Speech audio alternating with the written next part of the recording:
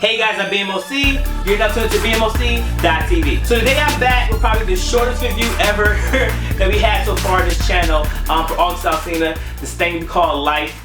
Today we're shooting some webisodes, some things for the channel. I can't wait. It's brand new things popping in 2016, so it was very limited time today. I actually wasn't gonna do any music reviews, but after listening to August Alsina's album, I was like, I can't let the week go by without shouting this guy's album out and letting you guys know the fireness.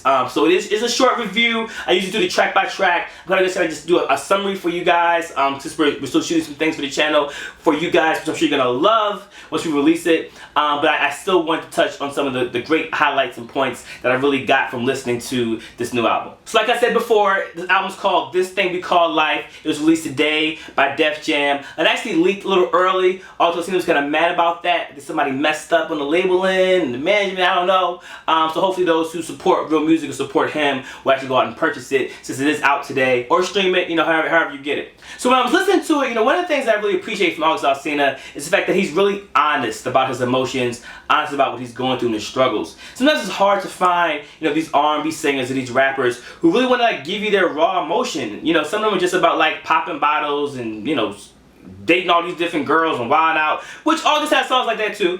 Shout out to his songs like that. But he does have some songs that have a lot of great messages to it, and that feeling, that transparency that we love from artists, which is reflected on the album. He has a dope song called Job, featuring Anthony Hamilton and Jadakiss, which is really soulful, kind of bring that soulful trapness thing together, which is dope. Anthony Hamilton is one of my favorites. Really underrated artist. Jadakiss, fire verse as usual. Get Jada's album, is out now, which is a really great, again, opening song. He has an intro for the album, but this is a great opening song to kind of get the rhythm sonically of where he's going with it. He also has a lot of catchy songs. Why I Do It featuring Wayne, Lil Weezy, which is dope. I definitely could tell that could be a single, or why that is a single, because after I played that, the hook was stuck in my head the first time I heard it. Hollywood's the same thing. Hollywood's super catchy. Hip hop, the ode to Naughty by Nature's Hip Hop Parade. Ho! If y'all know that song, you gotta do your research, youngins. Do your research. But the beat on that is crazy. I love the little sped up flow, right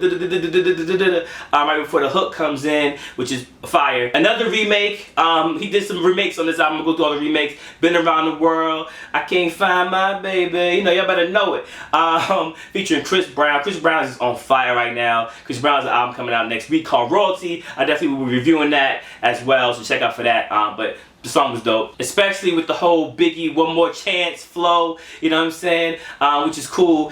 Even with Song Cry, Song Cry was talking about his mom and stuff that he's going through as far as trying to repair that relationship, and that's kind of like the hook is the remake of Jay-Z's Song Cry. So I definitely can tell you listen to a lot of hip hop maybe while I was going through this, maybe some old 90s hip hop. It kind of give it that extra feel of that grittiness, but also saying the harmonies kind of bounce it out and make it smooth, which is dope. Another song remake he did was for First Time. He actually took the IZ Brothers Choosy Lover.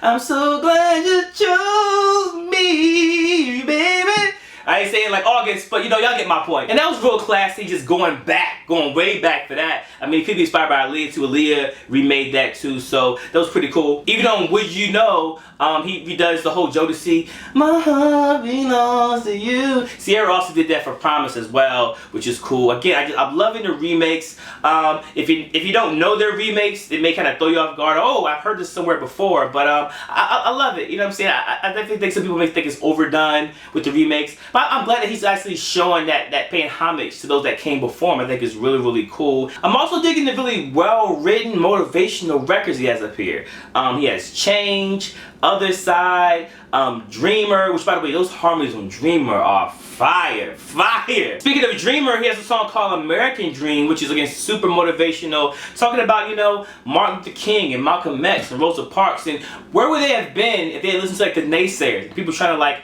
tear them down and stop them from achieving their purpose, achieving their goals in life. So you guys kind of not just look to entertainers, so to speak, but look at those who kind of paved the way for us outside of entertainment, civil rights and our community and things like that. So I'm loving that message. Even with the kids choir, the little, I don't know if it's a sample or they just did it in the studio, but the little kids choir in the hook, how they chopped that up with the trap beat. So something that's motivational that you can still ride to, which is really clever. So again, I love that. I love that message. I love, again, the songs are really well written, great messages, and really positive. Then the album kind of ends off with, you know, more of those introspective reflection records, as far as Look How Far I've Come, talking about, you know, all the things he had to go through, the hurdles and the struggles, and his whole journey to get to where he is now. Same thing with the track, The Encore, you know, produced by Polo the Don. The beat is fire, by the way. All these beats were fire. It's kind of just like recapping like all of his experiences and just, again, his personal journeys, personal goals, and things he's tried to accomplish, again, with family, fame, money, relationships. So it really gives you all that in this album. It's just a great, again, like a conclusion to this chapter of August Alsina. So overall, you know, like I said before, I'm really digging just the honesty and the transparency of August Alsina. He definitely is a great singer. I'd love to hear maybe some more tracks in the future that's more just like stripped down tracks. We kind of just like, you know, just go sing over acoustic guitar or just like the pianos without all the production and stuff like that on it. But even what he's doing now, I think is great. He has so much room to grow as an artist. I think he's off to a really great start, especially again kind of putting those songs you can play in the hood, you can play at the club, but having those motivational records you can kind of listen to, and having those introspective records that gives you the real him, which I feel is so important, because it's one thing to have a great song that kind of connects with people, but it's another thing that has a song that connects with people and it also speaks to you as an artist. And that's how you get that longevity in your career, when folks can identify with you, and you kind of speaking for them, speaking for that community of people that may not feel that they're heard. So again, props to August Alsina on a great project. I'll definitely be playing more of it and probably give some more gems of things I may have missed once we do the review of the best R&B albums of the year. So again, shout out to him. So now I want to hear your thoughts. Please put in the comments what you thought about it. You know, when you first listened to it, what you think. Have you heard the singles like Hip Hop and Why I Do It and all those type of things?